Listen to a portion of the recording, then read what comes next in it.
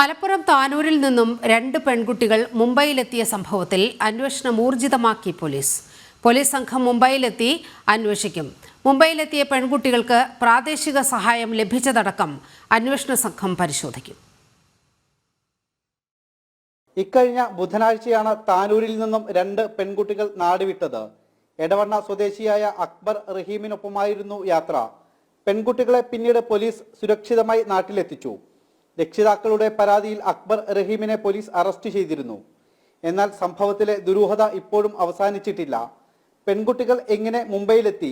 അവിടെ എന്തെങ്കിലും പ്രാദേശിക സഹായം ലഭിച്ചോ? യുവാവിന് ഏതെങ്കിലും തരത്തിൽ മുംബൈയിൽ ബന്ധമുണ്ടോ? തുടങ്ങിയ കാര്യങ്ങളെല്ലാം അന്വേഷിക്കും. SI, ഒരു പോലീസ് ഉദ്യോഗസ്ഥൻ എന്നിവർ മുംബൈയിൽ എത്തിയാണ് അന്വേഷിക്കുക. പ്രധാനമായും പെൺകുട്ടികൾ എത്തിയ ബ്യൂട്ടി പാർലർ കേന്ദ്രീകരിച്ചാകും അന്വേഷണം. മുൻപ് ഈ ബ്യൂട്ടി പാർലറിൽ പോലീസിന്റെ പരിശോധനയടക്കം ഉണ്ടായിരുന്നതായി വിവരമുണ്ട്. അനാശാസ്യ പ്രവർത്തനത്തിൽ പരിശോധന നടന്നതായും വിവരം ലഭിച്ചിട്ടുണ്ട്.